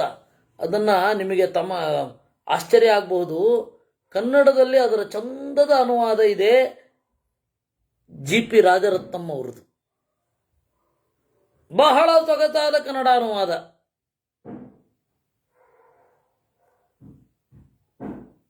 ಅದರದ್ದು ಪ್ರಾಕೃತ ಸಂಸ್ಕೃತದಲ್ಲಿಲ್ಲ, ಅದು ಪ್ರಾಕೃತದಲ್ಲಿದೆ. ಅಲ್ಲಿ ಈ ರೀತಿ ತರ್ಕವನ್ನು ಮುಂದೆ ಮಾಡ್ತಾರೆ. ಅದನ್ನ ತನ್ಮಯತೆಯಿಂದ ನೋಡಿದ್ರೆ ಗಾಬರಿ ಆಗುವಷ್ಟು ವಿಚಿತ್ರವಾಗಿದೆ. ಅದು ನೆಟ್ಟಲ್ಲಿ ಸಿಗತ್ತೆ, ಅದು ಓದಬಹುದು. ನಾನು ಹಳೆಯ ಪುಸ್ತಕಗಳನ್ನು ಸರ್ಚ್ ಮಾಡ್ತಾ ಇದ್ದಾಗ ಕನ್ನಡ ಅನುವಾದ PDF ಫ್ರೀ ಸಿಗತ್ತೆ. ಯಥಾ ಸಮೀಪೆ ಅದನ್ನ ಕೇಳ್ತಾರೆ ವೇದವ್ಯಾಸರು. ನೋಡಪ್ಪ, ಯಥಾ ಸಮೀಪೆ ಜ್ವಲತೋ ನಲಸ್ಯ, ಉರಿದುರಿಯುವ ಬೆಂಕಿಯ ಉರಿಯುವಿಕೆಯಿಂದ ಬದಲಾದ ರೂಪವನ್ನ ಒಬ್ಬ ನೋಡ್ತಾನೆ. ನಚಾಂತರ ರೂಪ ಗುಣಂ ಬಿಭರ್ತಿ, ಉರಿದೇ ಹೋದ್ರೆ ಈ ರೀತಿ ಬಣ್ಣ ಬಂದಿರೋದಿಲ್ಲ ಅಂತ ಚಿಂತನೆ ಮಾಡ್ತಾನೆ. ಅಲ್ಲಿ ಕಣ್ಣು ಹಣ್ಣಾಗಿದ್ದನ್ನ ಕಾಣಲಿಲ್ಲ, ಕಣ್ಣು ಕಾಯನ್ನು ಕಂಡಿತು, ಆದರೆ ಕಾಯಾಗಿದೆ, ಹಣ್ಣಾಗಿಲ್ಲ ಅನ್ನೋದನ್ನು ಕಾಣಲಿಲ್ಲ. ಅದರ ಪರಿಣಾಮವನ್ನಷ್ಟೇ ಕಣ್ಣು ಗ್ರಹಿಸತ್ತೆ. ಆ ಪರಿಣಾಮದಿಂದ ಇವನು ವಾಪಸ್ ಹೋಗ್ತಾನೆ. ಹಸಿರಾಗಿದೆ ಅಂದ್ರೆ ಏನರ್ಥ? ಹಣ್ಣಾಗಿಲ್ಲ ಅಂತ ಅರ್ಥ. ಹಣ್ಣಾಗಿದ್ರೆ ಯಾವ ಬಣ್ಣ ಇರ್ತಿತ್ತೋ ಆ ಬಣ್ಣ ಈಗ ಇಲ್ಲ ಅಂತಾನೆ. ನಾನು ಕಣ್ಣಾರೆ ಕಂಡಿದ್ದೇನೆ, ಅಲ್ಲಿ ಕಾಯಿತ್ತು ಅಂದ್ರೆ ಎಲ್ಲಿ ಕಂಡಿದೀಯಾ? ಕಣ್ಣು ಮುಟ್ಟು ನೋಡಿತ್ತಾ ಅಂತ ಕೇಳಿದ್ರೆ ಏನು ಉತ್ತರ ಹೇಳೋದು?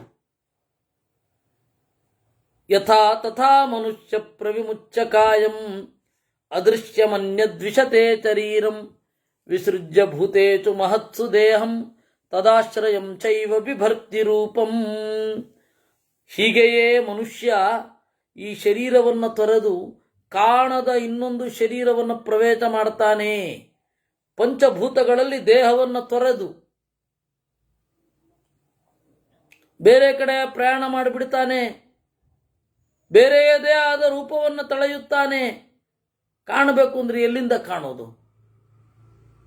ದೇಹದಲ್ಲಿ ಚಲನೆ ಇಲ್ಲ, ನಾನು ಅನ್ನುವ ಪ್ರಜ್ಞೆ ಇಲ್ಲ, ಆದ್ದರಿಂದಾಗಿ ಜೀವ ಅಲ್ಲಿಲ್ಲ, ಅವನು ಹೋಗಿದ್ದಾನೆ. ಇಲ್ಲ, ಅವನು ಕಾಣಬೇಕು, ನಮಗೆ ಅರ್ಥ ಮಾಡ್ಕೊಳ್ಳಿಕ್ಕೆ ಕಾಣಲಿಕ್ಕೆ ಬೇರೆ ಮೆಥಡ್ ಇದೆಯಪ್ಪ. ಈ ಕಣ್ಣಿಗೆ ಕಾಣಬೇಕು ಅನ್ನುವ ಹಠ ಯಾಕೆ? ನಂಗೆ ಅವೆಲ್ಲ ಗೊತ್ತಿಲ್ಲ. ಸೂಕ್ಷ್ಮಾಣು ಜೀವಿಗಳನ್ನ ನನ್ನ ಕಣ್ಣಿಂದ ಕಾಣೋ ಹಾಗಾಗಬೇಕು ಅಂತ ಹಠ ಹಿಡಿದ್ರೆ ತಲೆ ಮೇಲೆ ಹೊಡೆಯಲ್ವಾ ವಿಜ್ಞಾನದ ವಿದ್ಯಾರ್ಥಿ? ಅಪ್ಪ, ಕಣ್ಣಿಗೆ ಆ ಶಕ್ತಿ ಇಲ್ಲ ಕಣೋ, ಸೂಕ್ಷ್ಮದರ್ಶಕದಿಂದ ನೋಡು ಅನ್ನೋದು ಅಂತನೋ ಇಲ್ವೋ? ಆ ರೀತಿ ಇದು ಕೂಡ. ಖಂ ವಾಯುಮಗ್ನಿಂ ತಲಿಲಂ ತಥೋರ್ವೀಂ ಸಮಂತತೋಭ್ಯಾವಿಚತೆ ಶರೀರಿ ನಾನಾಶ್ರಯ ಕರ್ಮತು ವರ್ತಮಾನ ಶ್ರೋತ್ರಾದಯ ಪಂಚಗುಣಾನ್ ಶ್ರಯಂತೆ. ಆಕಾಶವನ್ನ, ಗಾಳಿಯನ್ನ, ಬೆಂಕಿಯನ್ನ, ನೀರನ್ನ, ಭೂಮಿಯನ್ನ ಈ ಜೀವ ಒಳಹೊಕ್ಕುತ್ತಾನೆ. ಕರ್ಮಗಳಲ್ಲಿ ತೊಡಗಿ ಶಬ್ದ, ಸ್ಪರ್ಶ, ರೂಪ, ರಸ, ಗಂಧಗಳನ್ನ ಆಶ್ರಯಿಸುತ್ತಾನೆ. ಹೇಗದು? ಅದಕ್ಕೆ ಅದರದ್ದೇ ಆದ ಮರ್ಯಾದೆಯನ್ನು ಪಡೆಯುತ್ತಾನೆ. ಮರ್ಯಾದೆ ಅಂತಂದ್ರೆ ಮಿತಿ. ಅದು ಹೇಗೆ? So what is man? Man is miracle. ಮನುಷ್ಯನೇ ದೊಡ್ಡ ಪವಾಡ. ನಮ್ಮ ಜೀವನದಲ್ಲಿ ಏನು ಪವಾಡ ನಡೆಯೋದು? ದೇಹವೇ ಒಂದು ದೊಡ್ಡ ಪವಾಡ. ಅಂದ್ರೆ ನಂಬಲಿಕ್ಕಾಗಲ್ಲ, ಅನ್ಬಿಲೀವಬಲ್. ಆದ್ರೆ ನೋಡಿದ್ರೆ ಅನುಭವಿಸ್ತಾ ಇದ್ದೀವಿ. ಅದು ಹೇಗದು?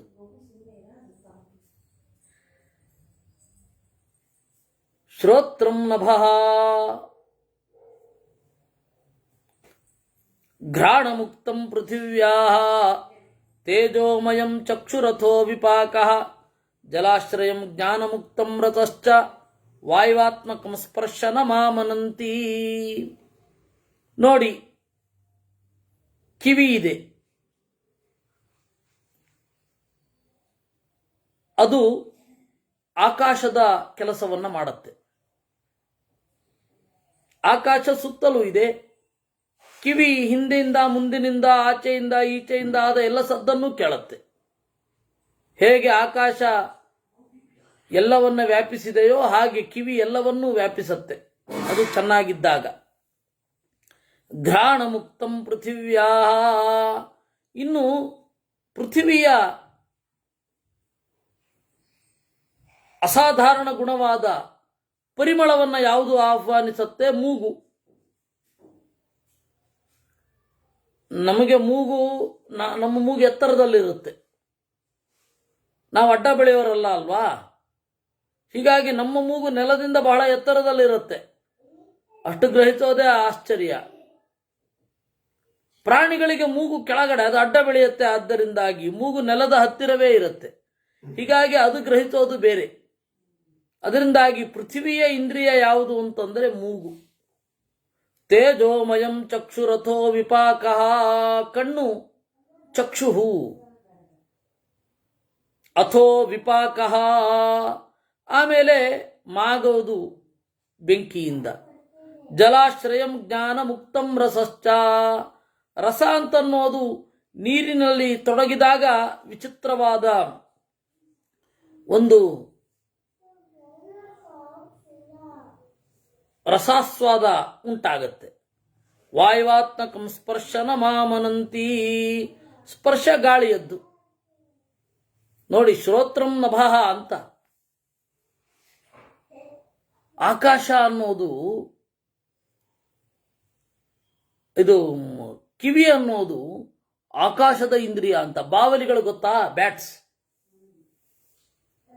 ಅವುಗಳು ಕತ್ತಲೆಯಲ್ಲಿಯೂ ಓಡಾಡ್ತವೆ, ಯಾವುದಕ್ಕೂ ಡಿಕ್ಕಿ ಹೊಡೆಯಲ್ಲ. ಹೇಗೆ? ಅವುಗಳಿಗೆ ಎಕೋಲೊಕೇಶನ್ ಇದೆ. ಸಮುದ್ರದ ಆಳವನ್ನು ಕಂಡುಹಿಡಿಯೋದು ಹೇಗೆ? ಎಕೋಲೊಕೇಶನ್ ನಿಂದ. ಧ್ವನಿ ತರಂಗಗಳನ್ನು ಕಳಿಸಿ ಅದು ಮರಳಿ ಬರುವಾಗ ಎಷ್ಟು ಹೊತ್ತು ಹಿಡಿಯುತ್ತೆ, ಅಷ್ಟು ಆಳ ಇದೆ ಸಮುದ್ರ ಅಂತ ಗುರುತಿಸೋದಲ್ವೇ? ಹಾಗೆ ಒಂದು ಸಹಜವಾದ ಪ್ರೋಗ್ರಾಮಿಂಗ್ ಅನ್ನ ಮಾಡಿದ್ದಾನೆ ದೇವರು. ಯಾವುದಕ್ಕೆ? ಬಾವಲಿಗಳಿಗೆ. ಬಾವಲಿಗಳು ತಿರುಗ್ತಾ ಇರ್ತವೆ. ಅವುಗಳಿಗೆ ಕಣ್ಣು ಕಟ್ಟಿದ್ರೆ ಪ್ರಾಬ್ಲಮ್ ಆಗಲ್ಲ. ಕಿವಿಗೆ ನೀವು ತೂತು ಇಟ್ಟುಬಿಟ್ರೆ ಎಲ್ಲಿಗೋ ಹೊಡ್ಕೊಂಡು ಡಿಕ್ಕಿ ಬಂದು, ಯಾಕೆಂದ್ರೆ ಒಂದು ಶಬ್ದ, ಅದರ ಮೂಲಕ ಆಕಾಶವನ್ನು ಗ್ರಹಿಸೋದು, ಶಬ್ದದ ಮೂಲಕ ಆಕಾಶ ಗ್ರಹಿಸೋದು. ನಮಗೂ ಕೂಡ ಶಬ್ದದ ಮೂಲಕ ಆಕಾಶ ಗ್ರಹಿಸೋದೇ. ಶಬ್ದದ ಮೂಲಕವೇ ಆಕಾಶವನ್ನು ನಾವು ಗ್ರಹಿಸೋದು. ಆದರೆ ನಮಗೆ ಬೇರೆ ಇಂದ್ರಿಯಗಳು ಸ್ಟ್ರಾಂಗ್ ಇದೆ, ಅವುಗಳಿಗೆ ಅದಿಲ್ಲ. ನೀವು ಕೆಲವು ವರ್ಷಗಳ ಹಿಂದೆ, ಕೆಲವು ದಶಕಗಳ ಹಿಂದೆ ಈ ಕೆಲವು ಬಾವಲಿಗಳಿರ್ತಿದ್ವು. ಅದು ಅಮೆರಿಕೆಯ ಯಾವುದೋ ಒಂದು ಭಾಗ ಕಾಡನ್ನ ಕಡಿದು ನಾಡು ಮಾಡುವ ಒಂದು ಪ್ರೊಸೆಸ್ನಲ್ಲಿ ಕೆಲವು ಅನಾಹುತಕಾರಿ ಪ್ರಾಣಿಗಳು ಅಲ್ಲಿದ್ವು. ಅದು ಬಾವಲಿಗಳು. ಅದನ್ನು ವ್ಯಾಂಪೈರ್ ಅಂತ ಕರೀತಾ ಇದ್ರಂತೆ. ಅದು ಬಂದು ಮನುಷ್ಯನ ಕುತ್ತಿಗೆಯನ್ನ ಹೀರ್ಬಿಡೋದು. ಗೊತ್ತೇ ಆಗ್ತಾ ಇರಲಿಲ್ಲ, ಇವನು ಹೇಳಲಿಕ್ಕಾಗ್ತಾ ಇರಲಿಲ್ಲ. ರಕ್ತ ಹಾಗೇ ಹರಿದು ಸತ್ತೋಗ್ಬಿಡ್ತಾ ಇದ್ದ. ಅದಕ್ಕೆ ಅಮೇರಿಕನ್ನರು ನಾಯಿಗಳನ್ನು ಪಕ್ಕದಲ್ಲಿ ಮಲಗಿಸ್ಕೊಳ್ಳಿಕ್ಕೆ ಶುರು ಮಾಡಿದ್ರು. ಯಾಕೆಂದ್ರೆ ನಾಯಿಗಳು ಆ ಶಬ್ದವನ್ನು ಗ್ರಹಿಸ್ತಾ ಇರ್ತಿದ್ವು. ಅದು ನಾಯಿ ಬಗೊಳ್ಳಿಕ್ಕೆ ಶುರು ಮಾಡಿದ್ರೆ ಇವರು ಎದ್ದು ಬಿಟ್ಟು ಅದಕ್ಕೆ ಸಿಕ್ಕಿಕೊಳ್ಳದಂತೆ ಅಥವಾ ಇದನ್ನೇನೋ ಮಾಡೋದು. ಈಗ ಅದಿಲ್ಲ ಅಂತ ಹೇಳ್ತಾರೆ. ಆ ಥರದ ಒಂದು ಕಾಲ ಇತ್ತಂತೆ. ಆದರೆ ಮನುಷ್ಯ ನಾಯಿಗಳನ್ನು ಬಳಸಿಕೊಂಡ ಹಾಗೆ ನಾಯಿಗಳು ಮನುಷ್ಯನನ್ನು ಬಳಸ್ಕೊಳ್ಳಿಕ್ಕಾಗಲ್ವಾ? ಆ ಬುದ್ಧಿಭೇದ ಇದ್ದೇ ಇದೆಯಾ? ಆದರೆ ಮನುಷ್ಯನಿಗಿಂತ ಒಂದು ಎಕ್ಸ್ಟ್ರಾ ಶಕ್ತಿ ಅಲ್ಲಿದೆ. ಆದರೆ ಮನುಷ್ಯ ಆಳ್ತಾನೆ, ನಾಯಿಗಳು ಆಳಿಸಿಕೊಳ್ಳುತ್ತವೆ. ಆ ಪರಿಸ್ಥಿತಿ.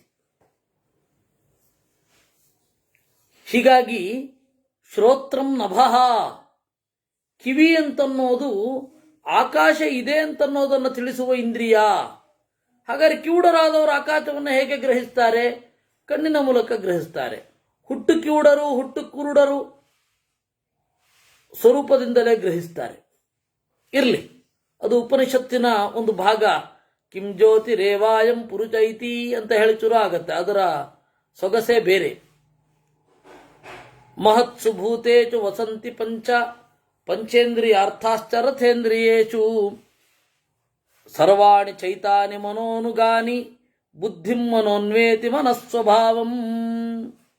ಪಂಚಭೂತಗಳು, ಪಂಚ ವಿಷಯಗಳು, ಶಬ್ದಸ್ಪರ್ಶ ರೂಪರಸ ಗಂಧಗಳು, ಪಂಚ ಇಂದ್ರಿಯಗಳು, ಅವು ಮಹತ್ಸು ಭೂತೇಚು ವಸಂತಿ, ಹಿರಿದಾದ ಭೂತಗಳೊಂದಿಗೆ ಇರುತ್ತವೆ. ಬೆಳಕು ಹೊರಗಡೆ ಮಾತ್ರ ಇದ್ರೆ ಸಾಲದು, ನಮ್ಮ ಕಣ್ಣಿಗೂ ವೈಯಕ್ತಿಕವಾಗಿ ಇರಬೇಕು. ಊರೆಲ್ಲ ಬೆಳಕಿದೆ, ನಿನ್ನ ಕಣ್ಣಿಗೆ ಹಾಕಿಲ್ಲ ಅಂದ್ರೆ ಅದನ್ನು ಗ್ರಹಿಸುವಂತಹ ಬೆಳಕು ಇಲ್ಲೂ ಬೇಕು. ಅದಿಲ್ಲ ಅಂದ್ರೆ ಆಗಲ್ಲ. ಅದರಿಂದಾಗಿ ಪಿಂಡಾಂಡಕ್ಕೂ ಬ್ರಹ್ಮಾಂಡಕ್ಕೂ ಕನೆಕ್ಷನ್ ಒಂದು ದೀಪ ಬೇಕು, ಜ್ಯೋತಿ. ಎಲ್ಲ ಇಂದ್ರಿಯಗಳು ಮನೋನುಗಾನಿ, ಮನಸ್ಸನ್ನು ಅನುಸರಿಸುತ್ತವೆ. ಬುದ್ಧಿಂ ಮನಃ ಅನ್ವೇತಿ, ಮನಸ್ಸು ಬುದ್ಧಿಯನ್ನು ಅನುಸರಿಸುತ್ತೆ, ಮನಸ್ಸು ಸ್ವಭಾವವನ್ನು ಅನುಸರಿಸುತ್ತೆ. ಮನಸ್ಸು ಸ್ವಭಾವವನ್ನು ಅನುಸರಿಸುತ್ತೆ. ಶುಭಾಶುಭಂ ಕರ್ಮ ಕೃತಂ ಯದಸ್ಯ ತದೇವ ಪ್ರೇತ್ಯ ದದೇ ದದತೆನ್ಯದೇಹೆ ಮನೋನುವರ್ತಂತಿ ಪರಾವರಾಣಿ ಜಲೌಕ ಸಸ್ತ್ರೋತ ಇವಾನುಕೂಲಂ. ಒಳಿತು ಕೆಡಕುಗಳು ಇಲ್ಲಿ ಈ ದೇಹದಲ್ಲಿ ಏನು ಮಾಡ್ತೇವೆ, ಮುಂದಿನ ದೇಹದಲ್ಲಿ ಅದನ್ನೇ ಪಡಿತೇವೆ. ಸತ್ತ ಮೇಲೆ ಅದನ್ನೇ ಪಡೆಯೋದು. ಪ್ರೇತ್ಯ ಅನ್ಯದೇಹೆ ಆದದತೆ. ಪರಾವರಾಣಿ ಕರ್ಮಾಣಿ ಮನಃ ಅನುವರ್ತಂತೆ. ಒಳ್ಳೆಯದೋ ಕೆಟ್ಟದೋ ಮನಸ್ಸಿಗೆ ಸಂಬಂಧಪಟ್ಟಿದ್ದದು. ಮನಸ್ಸು ಹೇಗಿದೆಯೋ ಹಾಗೆ. ಅವನು ಹೊರಗಡೆಯಿಂದ ಬಹಳ ಒಳ್ಳೆ ಕೆಲಸ ಮಾಡ್ತಾ ಇರ್ಬೋದು, ಮನಸ್ಸು ಕೆಟ್ಟದಾಗಿದ್ರೆ ಜಲೌಕ ಸಸ್ತ್ರೋತ ಇವಾನುಕೂಲಂ. ಯಾವ ಪ್ರಾಣಿಯೂ ಕೂಡ ಪ್ರವಾಹಕ್ಕೆ ವಿರುದ್ಧವಾಗಿ ಹೋಗಲ್ಲ, ಪ್ರವಾಹಕ್ಕೆ ಅನುಗುಣವಾಗಿಯೇ ಹೋಗೋದು. ಹಾಗೆ ಎಲ್ಲ ಇಂದ್ರಿಯಗಳು ಮನಸ್ಸಿಗೆ ಅನುಗುಣವಾಗಿಯೇ ಹರಿಯೋದು. ಅನುಕೂಲಂ, ಕೂಲ ಅಂದರೆ ತೀರ, ಅನುಕೂಲ ಅಂದರೆ ತೀರಕ್ಕೆ ಹತ್ತಿರದಲ್ಲಿ ಹರಿಯುತ್ತವೆ ಅಂತ. ಹಾಗಾದರೆ ನಾವಿಲ್ಲಿ ಅನುಕೂಲ ಮತ್ತು ಪ್ರತಿಕೂಲ ಅಂತ ಹೇಳಿ ಮಾಡ್ತೇವಲ್ಲ ಅಂದರೆ, ಹೌದಪ್ಪ ಮಾಡ್ತೇವೆ, ಅದು ಅರ್ಥಾದರ್ಥ. ಇದು ಈ ಶಬ್ದದ ಬಗ್ಗೆ ಜಾಸ್ತಿ ತಲೆ ಕೆಡಿಸ್ಕೊಳ್ಬೇಡಿ, ಅದು ಇನ್ನೊಮ್ಮೆ ಬಿಡುವಾದಾಗ ಹೇಳುವ. ಚಲಂ ಯಥಾ ದೃಷ್ಟಿ ಪಥಂ ಪ್ರಯಾಂತಿ ಸೂಕ್ಷ್ಮಂ ಮಹದ್ರೂಪಮಿವಾವಭಾತಿ ಸ್ವರೂಪಮಾಲೋಕಯತಾಂಚ ರೂಪಂ ಪರಂ ತಥಾ ಬುದ್ಧಿಪಥಂ ಪರೈತಿ. ವೇಗವಾಗಿ ಸಾಗುತ್ತಾ ಇದ್ದಾಗ ದೂರದಲ್ಲಿರೋದು ಹತ್ತಿರ ಆಗತ್ತೆ, ಹತ್ತಿರದಲ್ಲಿ ಇದ್ದದ್ದು ಮತ್ತೆ ಹಿಂದೆ ಹೋಗಿ ದೂರ ಆಗತ್ತೆ. ಆ ರೀತಿ ಸೂಕ್ಷ್ಮವಾದದ್ದು ನಂತರ ದೊಡ್ಡದಾಗಿ ಕಾಣುತ್ತೆ. ಬುದ್ಧಿಯ ಪ್ರಯಾಣದಲ್ಲಿಯೂ ಅಷ್ಟೆ. ಸೂಕ್ಷ್ಮವಾಗಿ ದೂರವಾಗಿರುವ ತತ್ವ ಬುದ್ಧಿ ಸಾಗುತ್ತಾ ಇದ್ದ ಹಾಗೆ ಅದನ್ನು ದೊಡ್ಡದು ಮಾಡಿ ಕಾಣುತ್ತೆ. ಅಲ್ಲಿ ತನಕ ಹೋಗಬೇಕು ನಾವು. ದೂರದಲ್ಲೇ ಇದ್ದು ಇಲ್ಲ ಆ ವಸ್ತು ದೊಡ್ಡದಲ್ಲ ಅಂದರೆ ಅದೊಂದು ಸರ್ದಾರ್ಜಿ ಜೋಕ್ ಇದೆಯಲ್ಲ, ವಿಮಾನಕ್ಕೆ ಯಾವಾಗ ಪಾಯಿಂಟ್ ಬಳಿತಾರೆ ಅಂತಂದರೆ ಆಕಾಶಕ್ಕೆ ಹಾರಿದ ಮೇಲೆ ಅದು ಸಣ್ಣದಾಗಿರುತ್ತೆ ಆವಾಗ ಅಂತ. ಆ ರೀತಿ ಅಲ್ಲೂ ಅಲ್ಲ. ನೀವು ದೂರದಲ್ಲೇ ನಿಂತು ನೋಡಿದ್ರೆ ಎಂತಹ ಮಹತ್ತು ಸಣ್ಣದಾಗೇ ಕಾಣೋದು. ಹತ್ತಿರ ಹೋದರೆ ಅದು ಎಷ್ಟು ದೊಡ್ಡದು ಅಂತ ಗೊತ್ತಾಗತ್ತೆ, ಅಥವಾ ಅದರ ಆಕಾರ ಗೊತ್ತಾಗತ್ತೆ. ತೀರಾ ಚಿಕ್ಕ ದೂರದಲ್ಲಿ ಕಂಡೇ ಇರಲ್ಲ. ದೊಡ್ಡದು ದೂರದಲ್ಲಿ ಕಾಣ್ತಾ ಇದೆ ಅಂದರೆ ಚಿಕ್ಕದಾಗಿದೆ ಅಂದರೆ ಅದು ಚಿಕ್ಕದಾಗಿರೋದ್ರಿಂದ ಅಲ್ಲ, ಅಲ್ಲಿಗೆ ಹೋದ್ಮೇಲೆ ದೊಡ್ಡದಾಗಿ ಕಾಣುತ್ತೆ. ಇದು ಎಲ್ಲರಿಗೂ ಅನ್ವಯ, ಮಧ್ವರಿಗೂ ಅನ್ವಯ. ಈಗ ದೂರದಲ್ಲಿ ಚುಕ್ಕೆ ಆಗಿ ಕಾಣ್ತಾ ಇರುತ್ತೆ, ನೀವು ಹತ್ತಿರದಲ್ಲಿ ಹೋದರೆ ದೊಡ್ಡದಾಗಿ ಕಾಣುತ್ತೆ, ಹೋಗಬೇಕಷ್ಟೆ. ನಕ್ಷತ್ರ ಚಂದ್ರ ಎಲ್ಲ ಕೈಯಲ್ಲಿ ಹಿಡಿದಿರೋ ಹಾಗೆ ತೋರಿಬಿಡತ್ತೆ, ಹೌದಾ? ಅಲ್ಲಿಗೆ ಹೋದರೆ ಹಾಗೆ. ಪ್ರಾಚೀನ ಭಾರತದ ಗ್ರಂಥಗಳು ಅಷ್ಟೇ, ದೇವರು ಅಷ್ಟೇ, ಜ್ಞಾನಿಗಳು ಅಷ್ಟೇ. ದೂರದಲ್ಲಿ ಉಡಾಫೆ ಏನು ಬೇಕಾದ್ರೆ ಮಾತಾಡ್ಬೋದು. ಅನುವ್ಯಾಖ್ಯಾನದಲ್ಲಿ ಹೇಳಲ್ಲೇನು ಮಧ್ವಾಚಾರ್ಯರು, ನೇತಿ ವಕ್ತರು ಮಹತ್ವಮ್ಮಿನ ಕಥಂಚನ ವಿದ್ಯತೆ. ಅದಲ್ಲ ಇದಲ್ಲ ಅಂತ ಹೇಳಿ ದೂರದಿಂದ ಹೇಳುವವನ ಮಾತಿಗೆ ಏನು ಬೆಲೆ ಇಲ್ಲ. ಯಾಕೆಂದರೆ ಯಾವುದನ್ನು ಬೇಕಾದರೂ ಡಿನೈ ಮಾಡಬಹುದು, ನಿರಾಕರಣೆ ಮಾಡಲಿಕ್ಕೆ ದೊಡ್ಡ ವೈದುಷ್ಯ ಬೇಕಾ? ವೇದ ಹೇಳಿದ್ದನ್ನು ಒಪ್ಪಿಕೊಳ್ಳಲಿಕ್ಕೆ ಪರಿಶ್ರಮ ಬೇಕಷ್ಟೇ ವಿನಃ ವೇದವನ್ನು ನಿರಾಕರಣೆ ಮಾಡೋದು ಎಷ್ಟೊತ್ತು? ಕ್ಷಣದ ಕೆಲಸ. ಯದಿಂದ್ರಿಯೈಸ್ತೂಪಗತೈ ಪರಸ್ತಾತ್ ಪ್ರಾಪ್ತಾನ್ ಗುಣಾನ್ ಸಂಸ್ಮರತೆ ಚಿರಾಯ ತೇಷ್ವಿಂದ್ರಿಯೇಷೂಪಹತೇಚು ಪಶ್ಚಾತ್ ಸಬುದ್ಧಿರೂಪ ಪರಮಸ್ವಭಾವ. ಅಲ್ಲ, ಇಂದ್ರಿಯ, ಅದರಿಂದ ಆಚೆ ಒಂದು ಮನಸ್ಸು, ಆ ಮನಸ್ಸಿನಿಂದ ಆಚೆ ಒಬ್ಬ ಆತ್ಮ, ಇದನ್ನೆಲ್ಲ ಹೇಗೆ ಅರ್ಥ ಮಾಡಿಕೊಳ್ಳೋದು ಅಂತಂದರೆ ಅವ್ರದ್ದೇ ಒಂದು ದೃಷ್ಟಾಂತ ಇದೆ. ನೋಡಪ್ಪ, ಇಂದ್ರಿಯಗಳಿದೆ, ಇಂದ್ರಿಯ ಗ್ರಹಿಸತ್ತೆ, ಆಮೇಲೆ ಕೆಲವು ಕಾಲ ಆದಮೇಲೆ ಆ ಇಂದ್ರಿಯ ಸರಿ ಹೋಗುತ್ತೆ. ಉದಾಹರಣೆಗೆ ಬೆಂಕಿ ಮುಟ್ಟಿರ್ತೀವಿ, ಬಿಸಿಯಾಗಿರುತ್ತೆ, ಅದು ಬರೇ ಇನ್ನೇನೋ ಮೂಡಿರುತ್ತೆ. ಪಟಾಕಿ ಹೊಡಿಲಿಕ್ಕೆ ಹೋಗಿ ಕೈ ಸುಟ್ಕೊಂಡಿರ್ತೇವೆ, ಆಮೇಲೆ ಅದನ್ನು ಬ್ಯಾಂಡೇಜ್ ಮಾಡಿ ನಾವು ಔಷಧಿಗಳನ್ನೆಲ್ಲ ಹಾಕ್ತೇವೆ. ಅದು ವಾಸಿಯಾಗುವ ತನಕ ಅದರ ಸೆನ್ಸೇಷನ್ ಇರುತ್ತೆ, ಉರಿತದ ಸೆನ್ಸೇಷನ್. ಅದು ಬೇರೆ ಬೇರೆ ಉರಿ, ಅದು ಮುಟ್ಟಿದಾಗ ಬೇರೆ ಉರಿ, ಅದು ಉಳಿದು ನೀರು ಬಿದ್ದ ಮೇಲೆ ಬೇರೆ ಉರಿ, ಹೀಗೆಲ್ಲ ಉರಿತಾ ಇರುತ್ತೆ. ಹಾಗೆ ಉರಿತಾ ಇರುವಾಗ ಕ್ರಮೇಣ ಮದ್ದಿನಿಂದ ಅದು ಗುಣ ಆಗತ್ತೆ. ಆಮೇಲೆ ಆ ಕೈಯಲ್ಲಿ ಉರಿ ಉಳಿಯೋಲ್ಲ, ಆದರೆ ಉರಿ ನೆನಪಿರುತ್ತೆ, ತಲೆಯಲ್ಲಿ ಉಳಿದಿರುತ್ತೆ. ಇಂದ್ರಿಯ ಉರಿತವನ್ನ ಗ್ರಹಿಸಿತ್ತು, ಆದರೆ ಆ ಜಾಗದಲ್ಲಿ ಬೇರೆ ಬಂತು, ಆ ಜಾಗದಲ್ಲಿ ಬೇರೆ ಬಂತು. ಗ್ರಹಿಸಿದ್ಯಾವುದು? ಬುದ್ಧಿ. ಇನ್ನೊಮ್ಮೆ ಆ ಥರ ಹೋಗ್ಬೇಡ, ಸುಡುತ್ತೆ. ಸುಟ್ರೆ ಹೇಗಾಗತ್ತೆ ಅವನು ಎಕ್ಸ್ಪ್ಲೈನ್ ಮಾಡ್ತಾನೆ, ನೀಟಾಗಿ ಎಕ್ಸ್ಪ್ಲೈನ್ ಮಾಡ್ತಾನೆ. ಈಗ ಅನುಭವ ಇದೆಯಾ ಅಂದರೆ ಇಲ್ಲ, ಅದು ಯಾವತ್ತೋ ಇತ್ತು. ಅದರಲ್ಲಿ ಕೈಗಿದೆಯಾ ಅಂದರೆ ಇಲ್ಲ, ಅದು ಇಲ್ಲ, ಅದು ಕವರ್ ಆಗಿದೆ, ಹೊಸ ಚರ್ಮ ಬೆಳೆದಿದೆ ಎಲ್ಲ, ಆದರೆ ಅದು ಪ್ರಜ್ಞೆಯಲ್ಲಿ ಉಳಿದುಬಿಟ್ಟಿದೆ. ಹೀಗೆ ಇಂದ್ರಿಯ ಅನ್ನೋದು ಅನಿತ್ಯ, ಪ್ರಜ್ಞೆ ಅನ್ನೋದು ನಿತ್ಯ. ಅದರಿಂದಾಗಿ ಇಂದ್ರಿಯವೇ ಪ್ರಜ್ಞೆ ಅಲ್ಲ.